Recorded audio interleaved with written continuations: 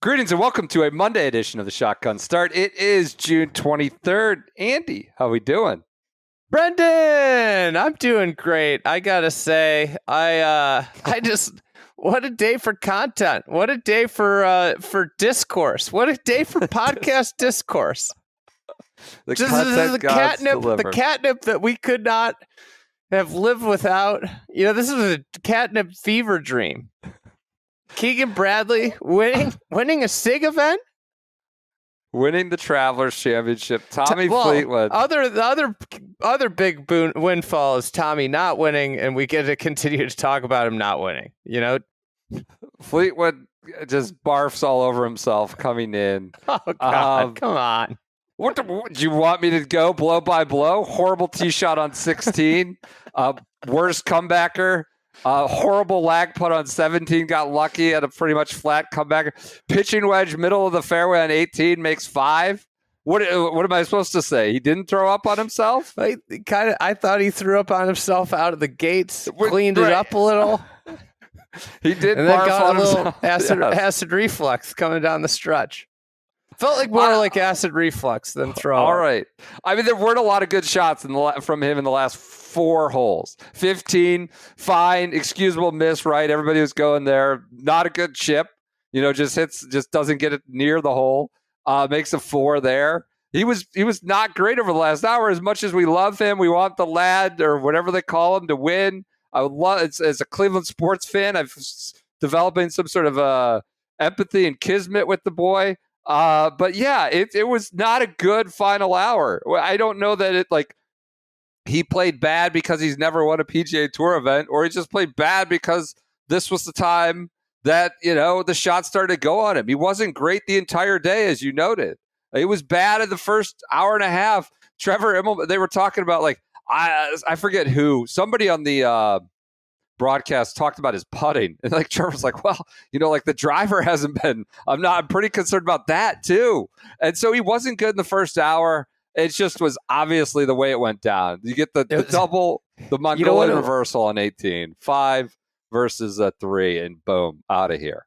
You know what is a big day for? What? Winning is hard discourse. There's a big day for, winning out here is tough. Winning out here is tough. Tommy Fleetwood, he'd be the first one to tell you winning out here is tough. It's one thing to get in it. It's another thing to win. It's hard out here. It's hard to win, man. And he gets in it. This is now his 42nd top 10 finish, I believe. 42 out of about 160 PGA Tour starts, 159. To be fair to Tommy, this is not some the guy's won before. He's won 7 European Tour events, 2 Rolex Series events, was maybe the best player on a Ryder Cup team, which is the most pressurized situation in all of golf in that France team, the Paris event. I don't know what the analogy is. I don't think it's a guy that can never get it done, but clearly something. And at major championships, he's very good at posting the 65 when he's T37 to finish T6. He's very good at that. And, that is a skill worth commending.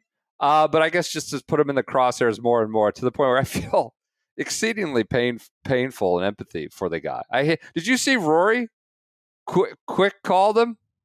Said it's great to see him finally get over the line.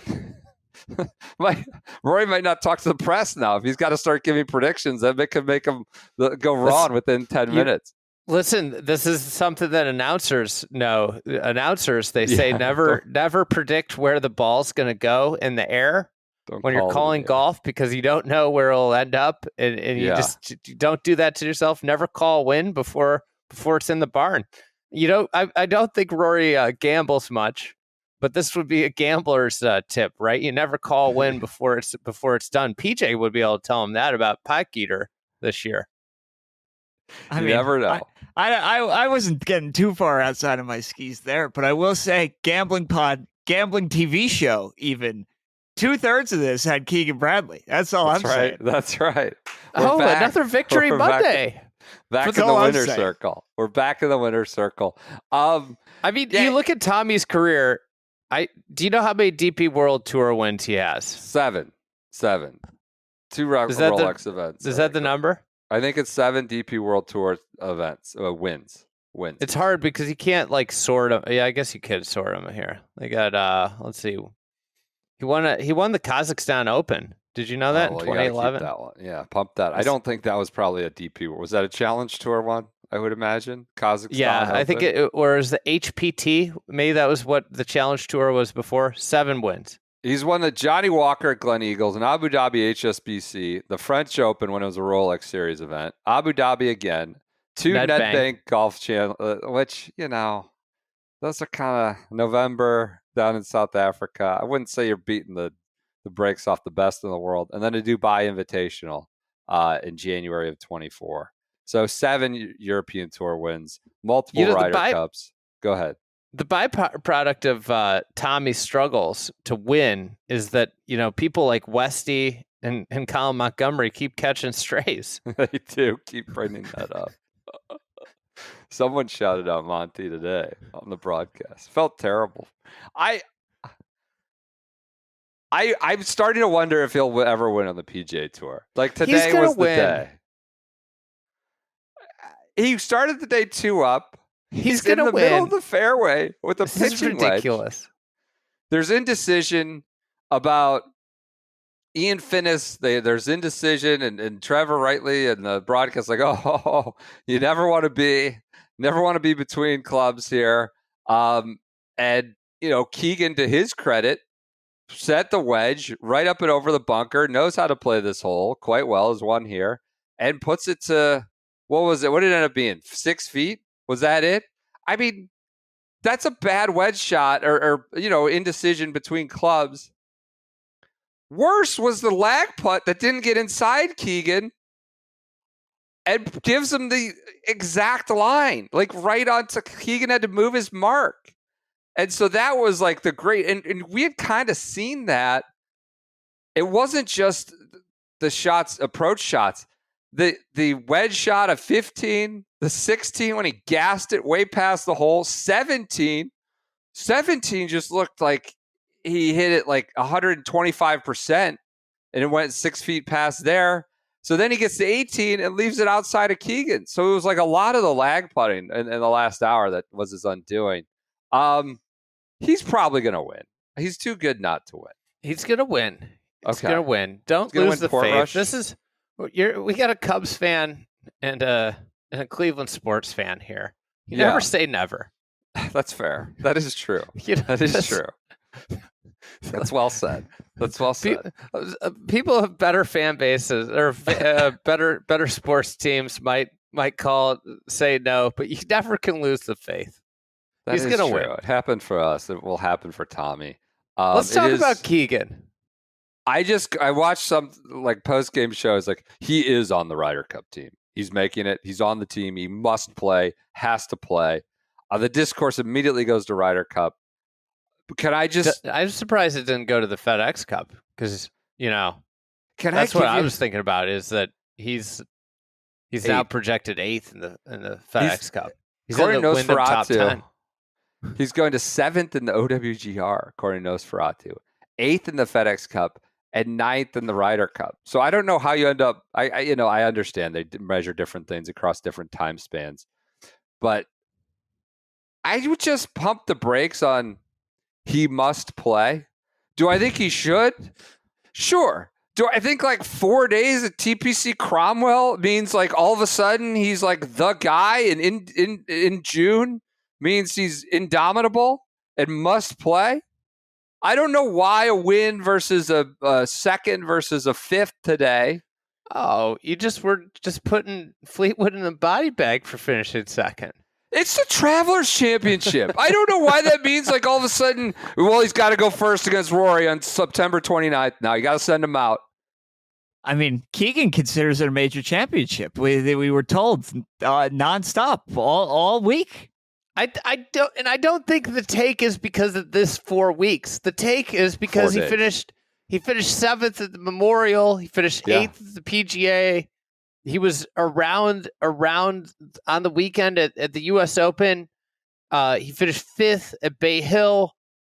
Like, that's why people are saying he has to be on the team, is because it's Keegan Bradley, or it's a bunch of people. It's like Mav McNeely or Harris English, or Jordan like. Spieth. And I'm not saying that that Keegan Bradley's like a like significantly better player, but like, I think where people are so gung ho about Keegan, and I'm not. This is not my public endorsement, is because they still remember him playing with Phil.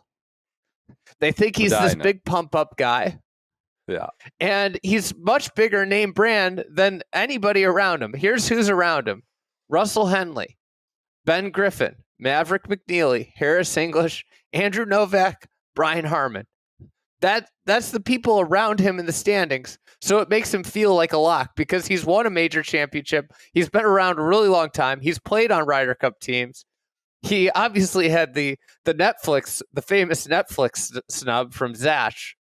And, it's the better is he said he's not going to be a playing captain, right? Yeah.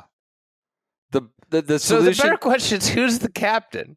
It seems like Keegan Bradley's on the Ryder Cup team. Yeah, he just needs to not be the captain. They'll let him be the captain in 10 years or something. You give him another real run at it. I believe Jim Furyk was recently added as a vice captain. Yeah, the vice captaincy. Maybe not recently. This was this year in like February. So it seems like that's the guy. He's done it on P Cups. He was, did it in France where he was thrown under the bus by Lady J. I think Keegan's got to play. That whole back half of the American team is just, it's floating. And you want to talk about like Jordan Spieth and Justin Thomas, and it's just boys club stuff. But like, they're viable options because no one is taking any of those spots in any kind of real way. And you might lean on a guy who's played before, a guy who's played and played well in more pressurized situations. And Keegan's got to be on the team. It seems like that's where we're going. He's going to be in the matches. He's going to be hooting and hollering, fist pumping, and then, Furyk will drive the cart. Does that seem like the resolution? Well, what's hilarious to me is that the PGA did this whole like outside the box thing, and then they're going to end up with Jim Furyk as the captain. Did they get jammed or did they jam themselves? It's a great question. I don't know why can't Sned, who could come back? No, don't even say it. Zach. No. Let's get him back for round 2. No. Give him a second shot. LDs gets to run it back. Why not let Zach run it back? I mean, this would be like the Knicks hiring Isaiah Thomas to come be their head coach again. The fans would just revolt. Zach can't be allowed near the operation. They would lose it on him. I just want to. So the top 6. We're just gonna lock all 6 of these players in. Scotty, Xander, JJ, Spawn. He's not JJ yet. What is he? He hasn't gotten to just one name status. Oh, okay. All right. Okay. That's Bryson, still JJ Henry? Is that what JJ? I was thinking JJ the caddy, Colin Morikawa's former caddy might be the more famous JJ on tour. My God. That's so. Guy just won the U.S. Open. You're just bumping him for a caddy. I'm just saying, until like 2 weeks ago, if you said JJ, everybody would think that. All right. Okay. Spawn, Bryson, JT, Morikawa, locks. They're in. They're top 6, and all of them are on the team no matter what happens. Then you have Keegan, who's now 9th. I think Russell Henley's probably a lock at this point. Yeah, feels like it. Yeah. So that gets you to 8 spots.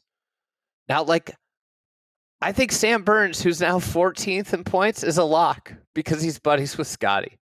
Sudden Sam. Okay. That gets you to 9 spots. And then it gets very interesting. Very interesting. Spieth's going to be on the team. He's going to be on the team. Is he healthy? He heard it was a scap. It was just a little. I don't know. It's a long time between now and then. We're good. Yeah, it gets interesting. After that, it's like anybody's guess.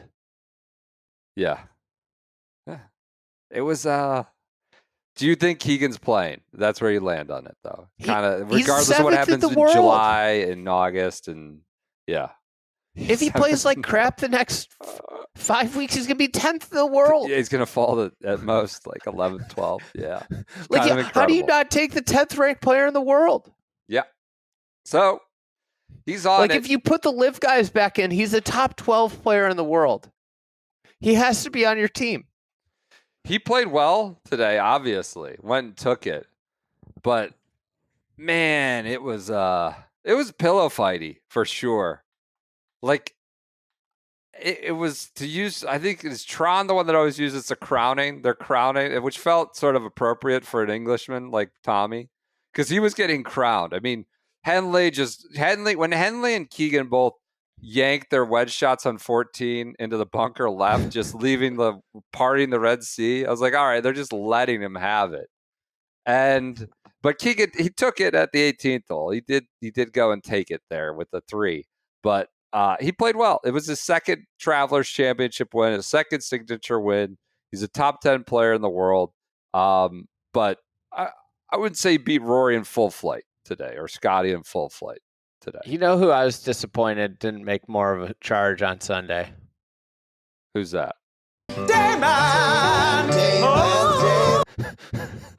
Well, all these guys were just sort of scuffling around. Jason Day, I don't know if he got overclub challenged on 16. They were like incredulous, like, oh my God, where's he hitting it? I think Colt said touch them all. Yeah, it was Dayman struggled. Rory and Scheffler, I suppose, got in the mix. They were not in the mix. I use the term mix. That's exactly what mix means.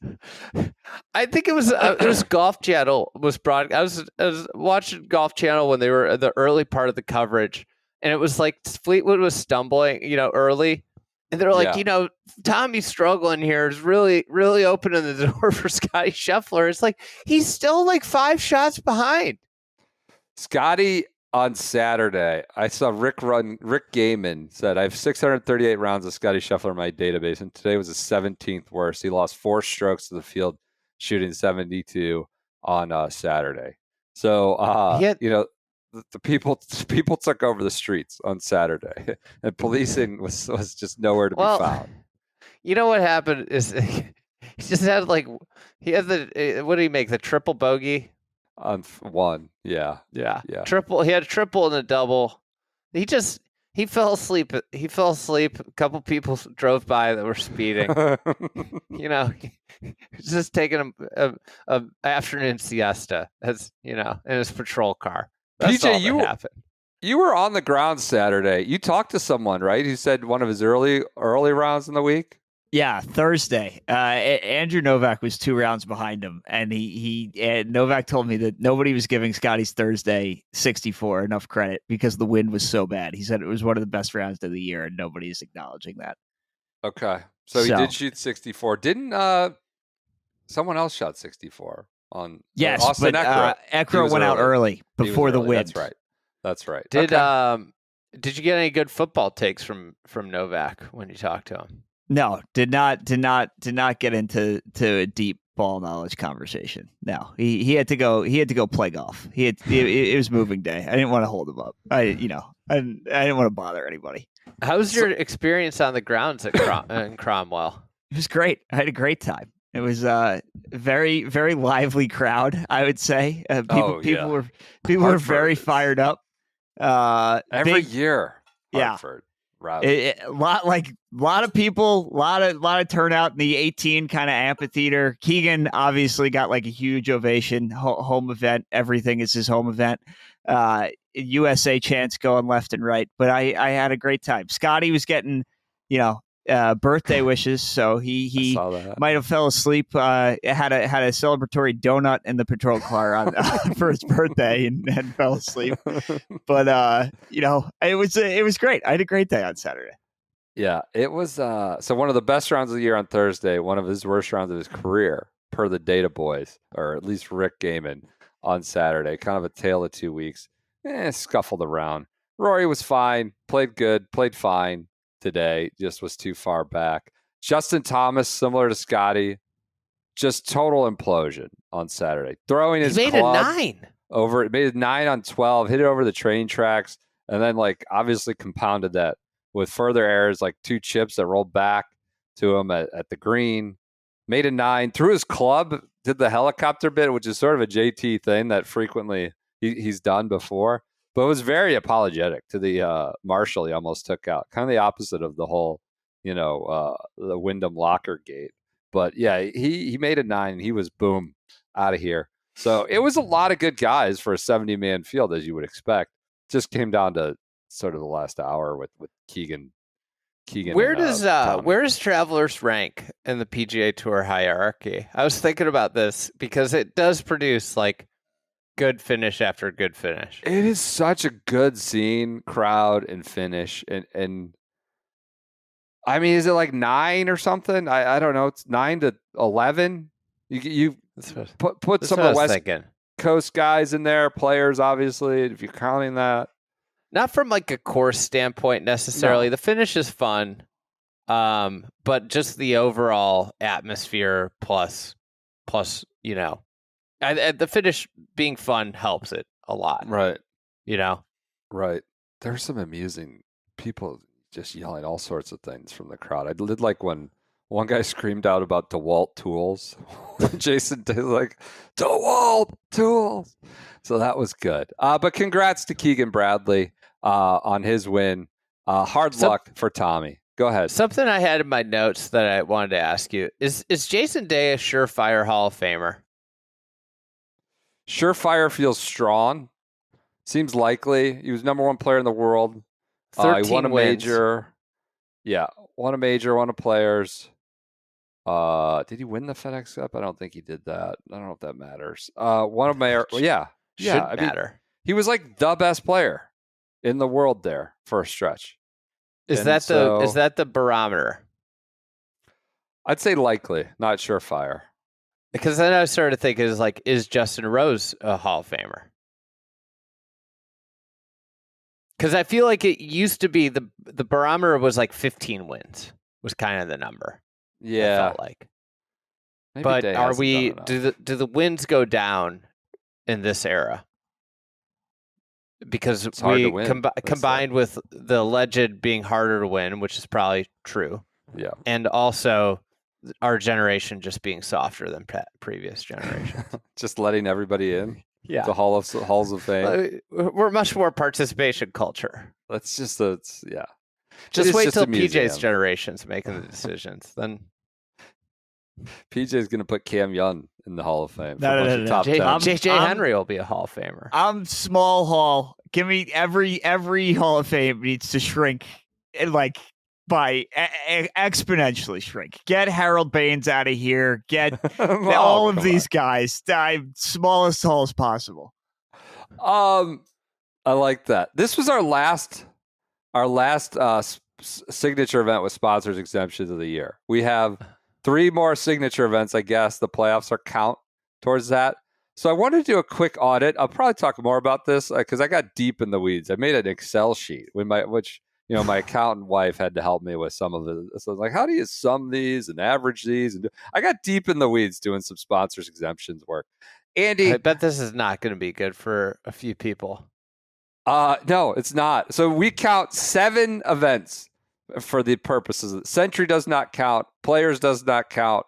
It's Pebble, Genesis, API, Heritage, Truist, Memorial, and now Travelers. Closes the season.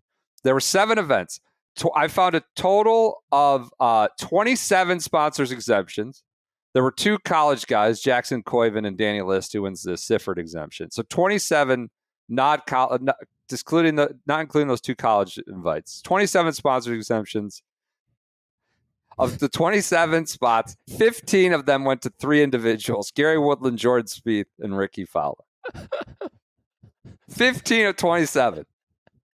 Fowler got 6 invites for the 7 events. Remember, he didn't get an API. Spieth got 5 for 7, no API, and then qualified on his number this week. Because of all of his invites. Yeah, probably would have. Woodland got 4 invites. He got no API, Memorial, or Heritage. I think he got in on his own on Heritage. Average finish for sponsors invites with these 27. So we had those guys majority are 70-person field.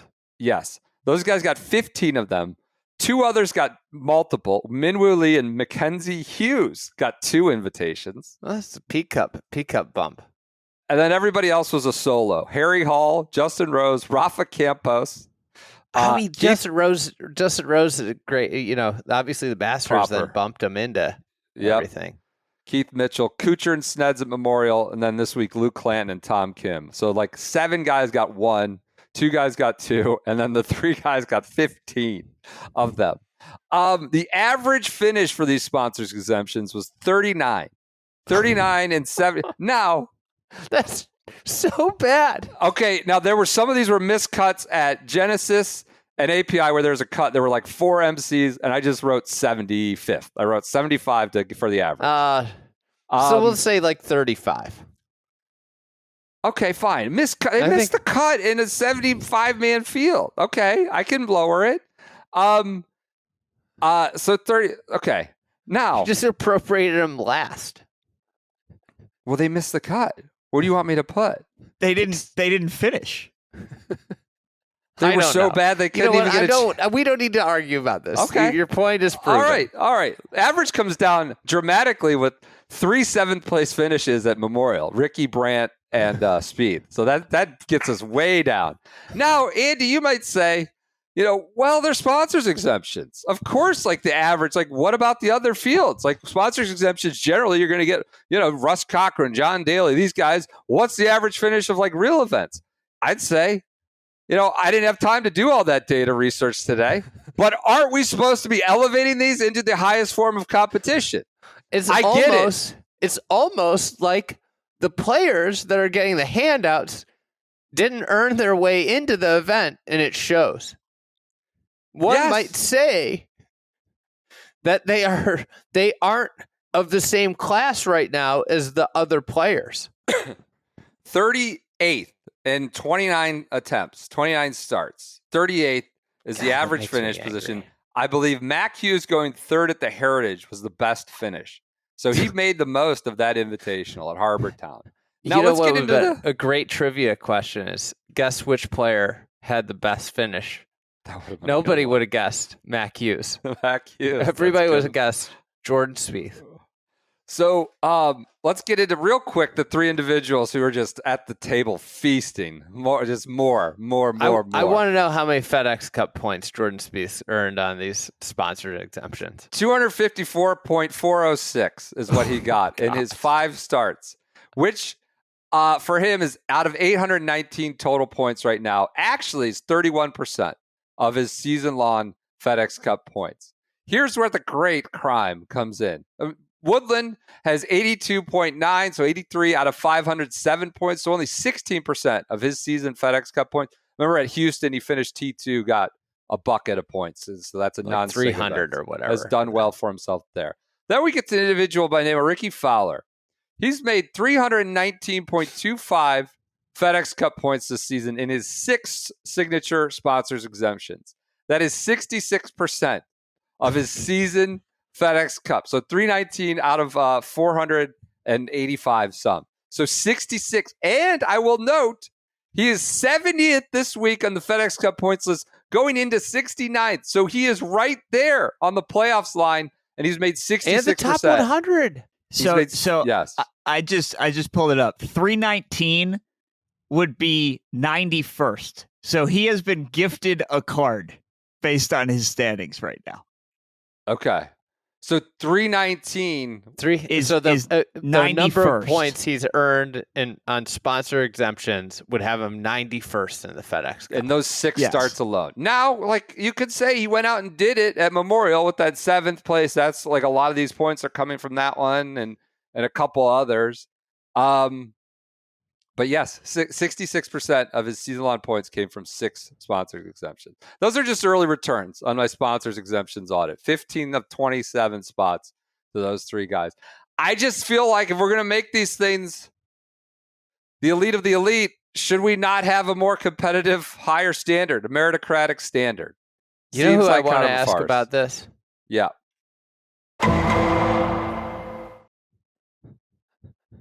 The sheriff. I'd love to hear what he thinks is fair and unfair about signature event sponsor exemptions. But the thing that's crazy to me is that all the tour players, they all say the line of like they aren't taking up spots.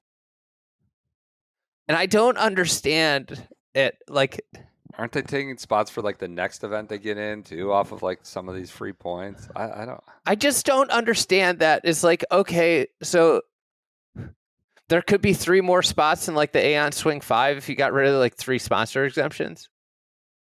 Doesn't that mean you're taking spots? And then they'll say, well, they just wouldn't be in the tournament.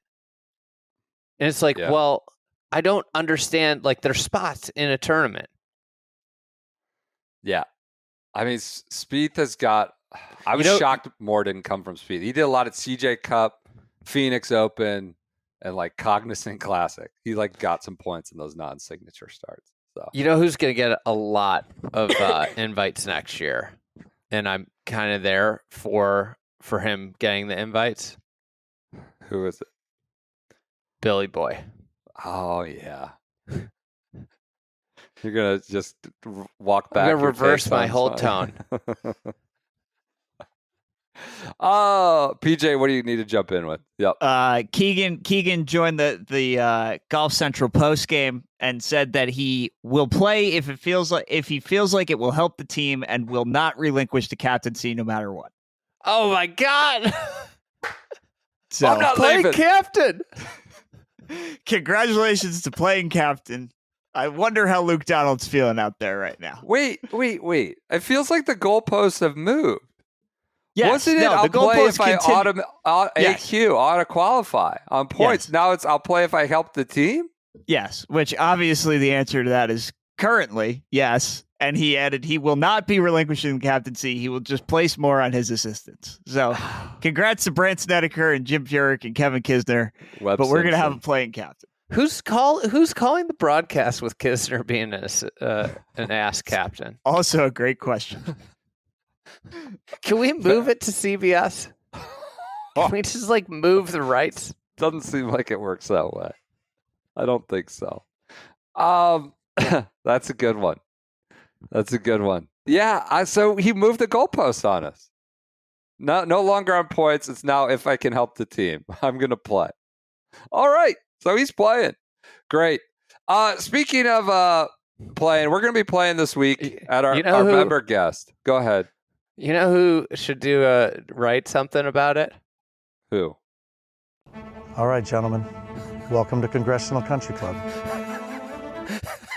I think Don Rea could cook up a legendary intro about the playing captain. I mean, you could get a whole screw a 90-second reel. I mean, this is a video essay at this point. This is going to talk about Bill Russell being a player coach and Frank Robinson, legendary player managers throughout the history of sport. Keegan.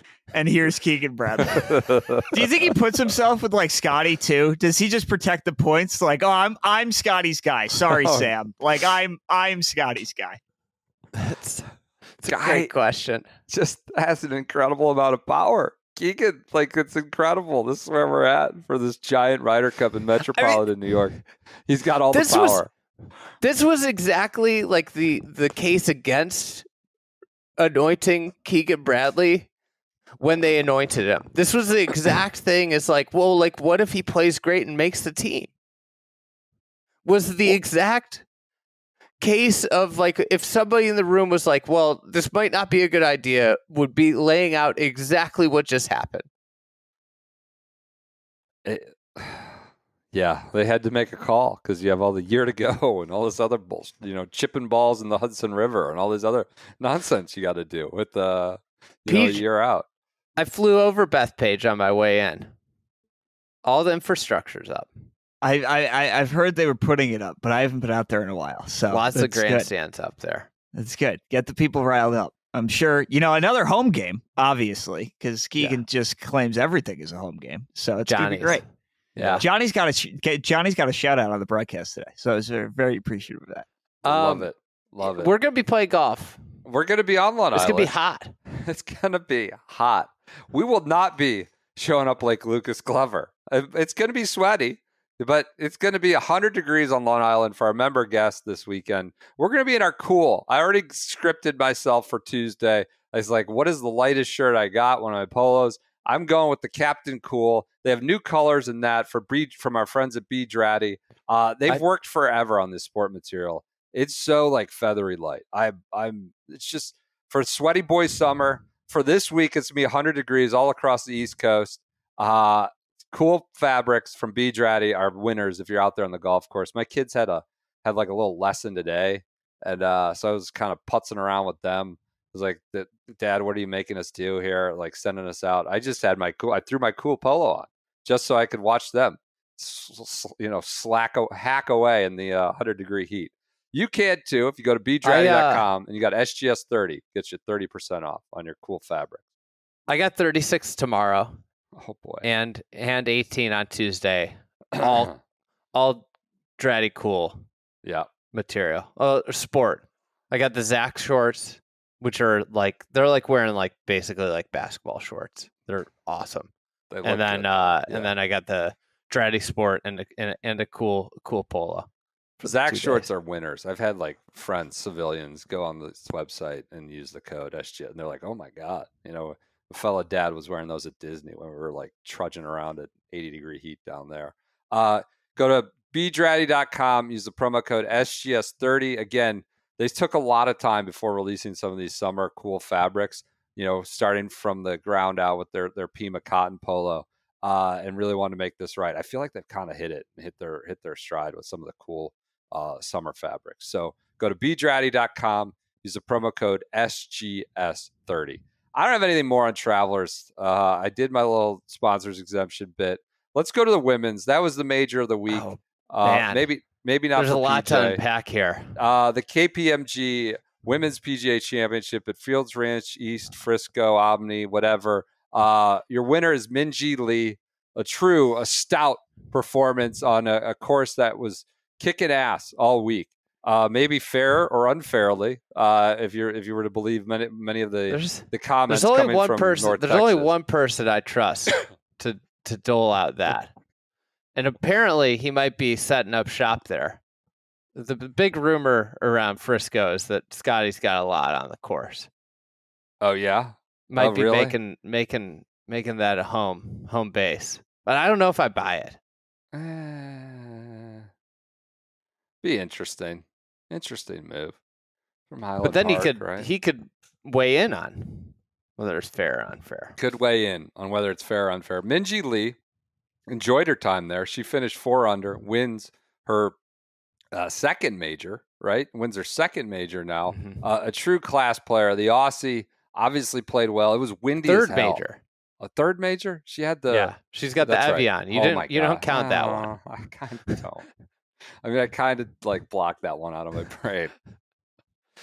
I knew about the Women's Open. I guess, yeah. All right, fine. Third major, 14th professional win, 11th LPGA Tour win.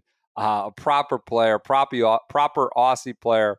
Was kind of out front with Gino Titicul for most of the day, most of the weekend. She fell off significantly, I would say, on Sunday. And no one else really challenged. Austin Kim was in there having a cup of coffee, but it was kind of up to Minjee Lee whether she was just going to make an 8 on a hole, and that wasn't going to happen. So it was her. Minjee kept everybody at arm's length. Yeah. It got to 2 where Minjee was at 3. I think the big putt that Minjee made was on the long par 3 13. She made a huge par save, like a 12-footer, and from there she made a couple birdies and wasn't really, she was able to kind of waltz in to finish. This was a wild tournament. The weather was awesome for golf. Very windy. Outside of it being hot, it was not good spectating weather. But like what you want out of like the course was like so firm and it was windy. You had to hit like grade A great shots to score. And this did not. The golf course did not pass the sniff test of much of the LPGA tour. I will there are a lot of complaints, lots of discourse around fairness. I will say that Minjee Lee was like, I'm having a lot of fun. I think the setup's great. Ronnie Yin, same. Thought the setup was great. Said the same. He's like, that was tough, but I had fun. Yeah. Ashley Buhai, who's the one at Muirfield. Leona McGuire said thought the setup was great. Now there were players on the other end of the spectrum. Probably more. Yeah, seemed like. Most notably, Stacey Lewis, the 40-year-old KPMG ambassador, said that they were. She insinuated this is the job of the tournament to make them look good. Yes. She didn't insinuate it. She said it. We have such a good run with this championship at very good golf courses, and then we come here, which seems to just be a dagger about Fields Ranch East Frisco. The issue of all of this, too, is make us look good. We're trying to get more people to watch women's golf and to watch us play golf, and setups like this, they don't help us. And this is when we have our biggest stages, network TV and all of that, and we're making very good players look silly. Now, she as Beth Ann wrote rightly, she's kind of a big part of why KPMG sponsors this and has come in a massive way over the last decade with this women's PGA and elevated it to these events and these venues and these purses. But I mean, this is an insane sentiment. I'll say this. The pins on Thursday were so you come out of the gate with that. So you kind of... New course. Yes. So then it's just kind of snowball, right? You get one maybe dicey pin for the one person that might have a megaphone. And Thursday, the rounds were 6 hours. So then kind of the narrative sets in. And so maybe that's where they faulted in a way. Do you pop them right off the bat with some of the pins they put? Because then that narrative set in. But Stacey Lewis and many others. Can I provide a flip side context here? Please. USGA went a little soft out of the gate at LACC. Oh, yeah. And that poisoned the well the other way. That's true. It's true. I saw complaints about the centerline bunker. That was Stacey Lewis. Got to get rid of that. The worst was the broadcast. I don't know if you tuned in at all. Morgan Pretzel was just on there being like, these are good shots not being rewarded. The rewarded word got thrown out a lot. It was insane. There was a sequence where I think it was Lexi Thompson and another player landed shots on the 8th, a par 3, which was dicey. It was hard. It was downwind. It's well protected, and it was very hard to hit the green. But she said this about 2 player shots that landed well into the green and then went over. So it's downwind, it's a par 3, there's bunkers in front, and then it goes over.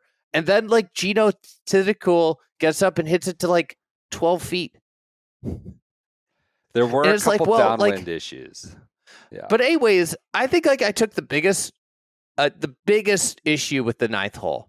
And anybody that watched our video, the 9th hole really was the start of my demise. It's a very hard hole. It was the 18th this week. They flipped 9 and 18, just the 9th and the 18th holes for infrastructure reasons, which caused an awful walk. It was a bad decision overall. There were a lot of bad decisions made. Yeah. By what some people said, there were a couple bad setup decisions. But overarching, so anyways, this 18th hole gets a bad rap. There's a centerline bunker. And they presented it as you had 2 options. You can play short of it or you can play over it. Now, the thing about a centerline bunker is there's also a right and left option. I was going to say. The problem is if you play over it and it's downwind, you can't stop it before it gets to the rough and the downslope going down into this canyon that cuts across the fairway. Yeah. The Golf Channel had a segment this morning where they talked about a good shot not being rewarded, and they showed Lexi Thompson hitting from the rough on a downslope into the green. And it landed on the front of the green and bounced over. And they said, that's a good shot not being rewarded. It's like, wait a second. Like, if you're there, you shouldn't even be trying to hit the green. You have to play it somewhere else because you can't hit the green. You're going to fly or lie. And anyways, the thing nobody talked about, and this is the most maddening thing, and it's like, are we going to talk about like how a hole could be played?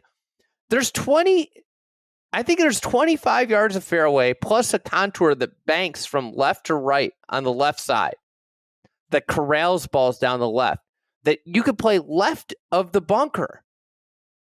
And if you play left of the bunker, you take on this hazard line, but then you get the best angle into the green. And nobody presented this as an option. It was either short or over. Channel expose. Yeah. Anyways, the golf course. I think aesthetically, it's pretty awful. Like, it does not look good, and it's only going to look worse when they build the homes out there. I think the time it being 100 degrees and like a dust bowl was not good. Like, it's a bad spectacle. Like, this shouldn't be held at the end of June in Dallas.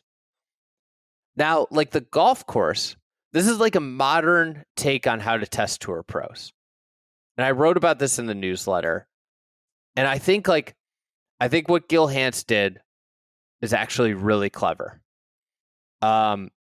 It employs a ton of red lines, like red line hazards. So your lateral water hazard. Tour pros with the modern strategy coaches, they are taught to just avoid those at all costs. I think there's 10 or 12 holes with hazards running down the side of them. So every hole that has a hazard, it is like almost all of them are extremely advantageous to be right on the hazard line in the fairway, like the very edge. And if you play away from them, you are like playing into greens that basically pitch away.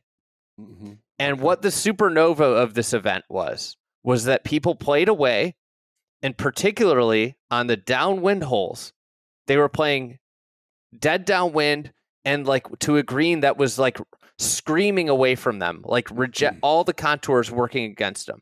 If they had played up the hazard line successfully, which takes risk, I'm not saying it's a smart strategy to do all the time, then they would have been playing into effectively bowls over and over again. But the modern pro and all their caddies, they take the advice of just avoid hazards at all costs. And what Gil Hanse did was he created like delayed penalties over and over and over again.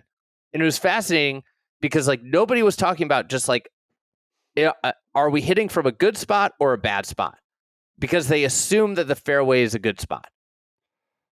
There was a lot of that rewarded word was thrown around there. I think I heard gripes about the centerline bunker, gripes about the pin positions, gripes about the greens, the rough being a certain kind of diabolical rough from the players. Gripes about the tee boxes, which is a new one for me. In the Beth Ann Nichols article, she wrote, where did I have it here? The ribbon tee box system, right? They're like free flowing. There's one of the unique aspects of the Gil Hanse design, which opened in no traditional tee boxes. Hanse used what he calls ribbons tees, which offers loads of flexibility as they're essentially extensions of the fairway. So much so that it can be difficult to find a flat spot to tee up the ball. Is that really what's going on? There was no flat spots to tee up the ball? So I could see maybe one being a little unorthodox, and that just adds to sort of the griping. Angel Yin called it boring. It's repetitive. It's boring. Sophia Popov did a social media post in which she said to make us look silly and incapable of the majority of the time. The PGA set it up to make us look silly and incapable. You're playing 30 and 40 feet away from pins all day is not enjoyable to us, nor the spectators or viewers at home. Fortunately, I barely missed my spots both days, and it ended up being very costly. Nelly Korda, number one, not number one play. Is she number? No, she is Nelly number Korda, one. She is number one. She spoke out about it a bit, saying, the pin positions were kind of impossible. Where not many people are hitting greens, so obviously it's going to take a lot more time. It's so hard for us to speak out because I feel like then people are going to think that we're whining. But the men, their apex is so much higher. So when they do land it on the green, they can do more with it at the end of the day. Our apexes only get so high, and they can only get so high in 35-mile-per-hour wind. There's 35-mile-per-hour gusts, and it's so hard for us to actually float it into these greens because you're trying to penetrate through the wind and not have the ball blow all over the place. It's a major championship, and it should play hard. I think 100% it should play hard. But good shots also need to be rewarded, and I feel like you're always on defense right now. So she brought a bit of actual nuance, I think, to her comments, talking about the apexes and the actual gameplay of a women's pro golf. I thought that one was a little more nuanced, other than it's too hard or we're not being rewarded enough. Go ahead. I agree. I think Nelly's comments had the most weight. But I also would just point out, this is a major championship. It was the week after Oakmont. What you watched in Oakmont, and unlike Oakmont, the fairways are extremely available at Fields Ranch, right? Right. And it's not I think Sunday was a lot softer. I think they put some water down. They said they were watering every night, the greens, allegedly. It's also hard to keep moisture in greens at when it's that windy, Yeah. But I think just in general, what was interesting is if you looked at just the scoring average, it was lower with PGA pros in it than Oakmont was, day after day. Okay. Got it. And I think what's crazy to me is we talk about the tour mentality of golf course setup all the time with the men. It's something I was alarmed at is it actually worse on the women on the women's side after this week? Yeah. You mean just sort of the catering mentality of fairness and what they play every week versus I don't know. I think one of the things I was looking at, having played Frisco and spent a lot of time there, most of the greens are have open approaches if you're in the right angle. 12 of the 18 greens have open approaches from the right angle. Which would be sort of a counter to the whole apex. Yeah, which allows you to bounce balls up. Yeah. Yeah. That scoring average on Saturday was 76.065, highest major championship round in a decade on the LPGA. Came down on Sunday. Obviously Thursday was 6-hour rounds. I would say of all the quotes, the one that sort of baffled me the most was Stacey Lewis. She said, "Almost play it backwards." This was with Beth Ann Nichols. "You see a green. Okay, what club should we get in? Should we get them in on this hole? And let's go find a tee box that gets us there." This seems to be paint by numbers, auto tune. You want to just set up a hole, working from the green. What can we do to make sure every single person's hitting the same 7-iron into this green? Well, not to mention Stacey Lewis hits at 240 and Nelly Korda hits at 280. How do you? Lexi Thompson hits at almost 300 yards. I can't imagine setting up a golf course. I understand on some holes or a par 3 or whatever, but setting it up for this is the club we want all the people hitting into this, and this is how we want it played today. That's just a flattening, a total monotony. And that seems to be what she's kind of I think what she wants is some sort of guardrails of let's take some sensibility in here and try to protect a little bit more. And so she wants to play it backwards. You see a green. What club should we get them in on this hole? And let's find a tee box that gets us there. I think there's probably a blend. You could do that occasionally, but that just seems like a really monotonous way just a monotonous way to go about it. Anyways, this became discourse. I didn't note this when I was watching earlier in the week. But a good example, I don't think this was set up. It wasn't set up crazy long. the 13th hole there is they have a tee for the men that's 300 yards. Like they want to put 3 woods in the hands of men, the best players in the world for 13. They played it like 175 today for the women. Yep. I think prescribing the play based on set is like a silly way to go about it. Like that's way too prescriptive. Yes. I think like you made a great point. Like getting out of the gates the way they did was like poisoning the well. Yeah. But at the same time, it's like it's a major championship. Right. The week after this is not supposed to be like the LPGA tour. Yeah. Yep. Well, we knew it was a major. Go ahead. People are not excited about Frisco hosting a bunch of tournaments. I one other question I had, because like this is the time to talk about it. Do we think it's even possible to build a modern major championship host without people hating it? Nah. I think you would need like eye candy to distract them, like the ocean or the lake. I mean, Whistling Straits, did that get there? Maybe. But people still hated the waist bunkers. Remember DJ? Yeah. It's an interesting question. Like I was thinking about it, like implicitly built for major championship courses are really like kind of Erin Hills, Chambers Bay. You can put in that bucket, and Frisco, and the other two, the previous two have been shunned away. And I was thinking about it's like you need the history at a venue to make it. The history is like the bulletproof vest.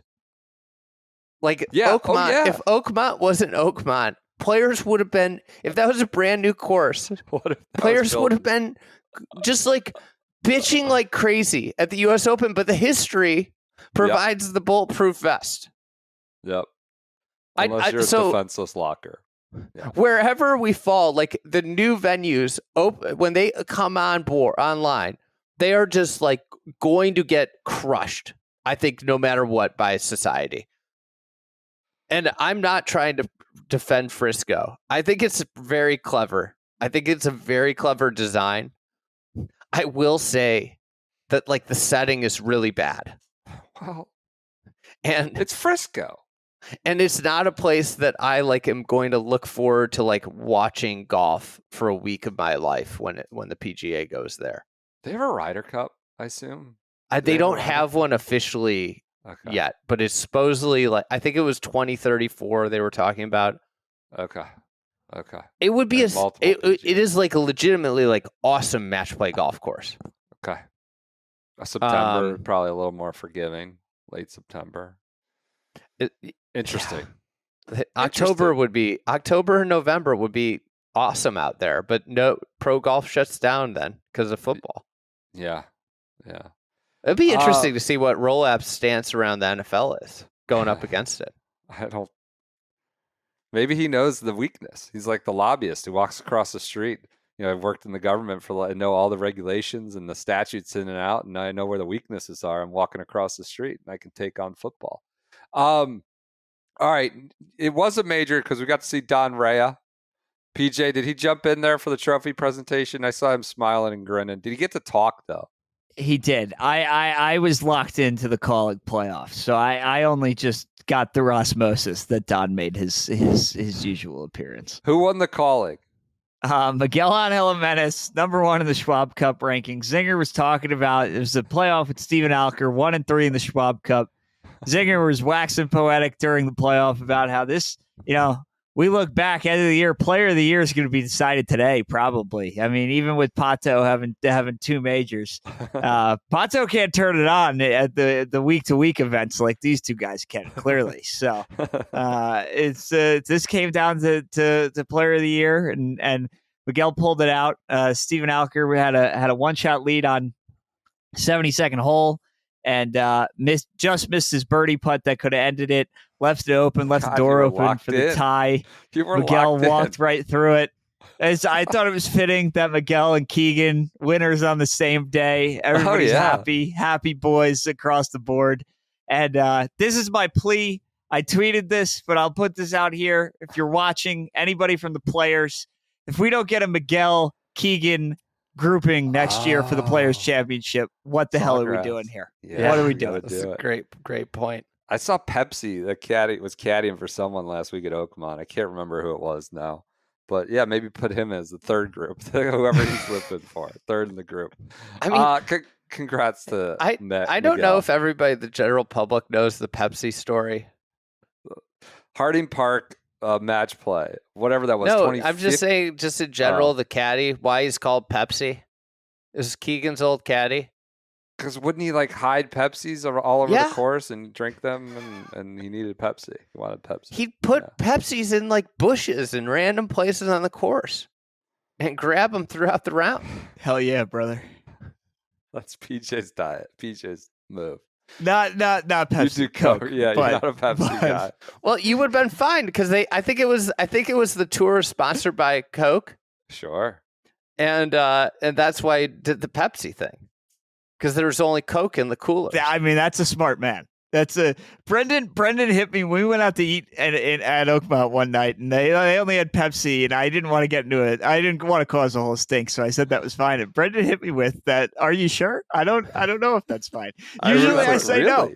Usually I say no, but I didn't want to cause a stink at 10 o'clock on Saturday night, so I let it go. But I stand with Pepsi, even though I'm on the other side of the aisle. Did you get the USGA survey about the media center? Where can you rate on a scale of 1 to 10 satisfied? I don't think I opened it, but I. All right, well, you need to get in email. there because I noticed they only had Pepsi on the fountain there, so maybe you can made your voice heard on the survey, the media center survey there. I'll take Mountain Dew if it's offered to me, so I'm okay. I have a backup plan. You and Monty. All right. Before we close out the senior players? BP, sure. Can you guess the spread this year? Oh, I've almost forgot. I have no idea. It PJ just didn't feels like even look this up. I see him settles scrambling around, right now. No, I was not paying attention to the spread. I was locked in on the actual event that I forgot the game with the game. Yeah, I mean, this podcast, it's all this podcast cared about before you came along and started giving it serious blow-by-blow Champions Tour coverage. I'm going to guess 41. Feels low. It feels like we didn't have an old warhorse in there just taking his licks while he shoots, 83 every day. Larry Nelson wasn't in the event. He was in the Pro-Am at Travelers. We got text about it. Go ahead. Stephen Dodd finished last at plus 21. Oh, okay. So 31 shots. 31 this all year. Right. Low spread this year. It's a low spread year. I don't know what that means for the fall. The floor's raising. We're raising the floor. Everybody, water's finding its level. Rising tide. Pato's out there rumbling around. We're gonna getting soaring out there. Tiger's coming. Rising tide lifts all ships for the Champions Tour. Bernie Longer finished 67th at 15 over. Are we worried about Bernie? Is he done? Is he cooked? I think he left it all out there for the Masters. I really do. I think he passed Hale Irwin, right, for most wins. Yes, he left it all out there on the field for the Masters, which is a noble way to go out. His Champions Tour career is insane. It's nuts. Quick note about Larry Nelson. Somebody caddied for him, Andre Tippett and Chris Berman, in the Travelers Pro-Am this weekend, or this Wednesday. This is on the 13th hole. Doug Flutie was about to pull the trigger on a wedge approach in the green when suddenly Leonard Skinner's "Sweet Home Alabama" starts playing out of nowhere. Turns out it's Larry Nelson's ringtone emanating from his golf bag. The senior players must have really a penchant for classic rock songs as ringtones with Bad and Andy North. Also, Mr. Nelson is pure class. His swing is incredible for anyone at age. 77-year-old Vietnam vet. He made 3 birdies from inside 3 feet on the day, including 2 near aces. Awesome day. So, yeah, Leonard Skinner. What's with the olds still doing the music ringtone? Seems like that's their thing. They're just going to keep it going. I saw Boomer out there on Saturday. Boomer was chatting up every guy at the range, was just completely talking everybody's ear off. Talked to Rory for a long time. Rory just started hitting balls and left Harry with Boomer, but then Boomer moved down the line. Boomer just moved down the line. He probably talked to Wyndham for got to be 15 minutes. Had to be an extensive conversation. Wyndham had to be happy that somebody was talking to him. Yeah, it's probably true. There is that whole thing of these guys are working. I don't talk until, but Boomer just comes rumbling in. And he's he was profusely thanking Rory for returning to Hartford. Thanks for coming back. We're really happy to have you out here. Rory just started hitting wedges, left Harry out to dry. It was great. A couple quick final results. Miles Creighton wins the KFT event. I'll tell you what, that sounds like an EA Sports. Miles Creighton, that's who if you could name a KFT player, he's a Canadian, but he wins in Wichita on the KFT tour. And then, first time in 18 years, an American wins the amateur championship. This was at Royal St. George's. It was Ethan Fain of the recent Oklahoma State national championship team. He beat an Irishman, a burly lad by the name of Gavin Tiernan, who plays at Beltray, County Louth player. And Ethan Fain went all 36 holes, won on the last hole where he used the slope and took it down after losing the 35th hole. He wins the 36th hole. It was his first time he'd ever gone across overseas. First time really ever playing links golf. And he's first American in 18 years. I believe Drew Weaver was the last American player in 2007 to win the amateur championship. So he's now in the Portrush. He's in the Masters US Open next year. So Ethan Fain, congrats, from Plano, Texas. First ever trip across the pond, wins on the 36th hole of the amateur championship at Royal St. George's. Good stuff. All right. So I think that does it for this Monday edition of the Shotgun Start. We'll be back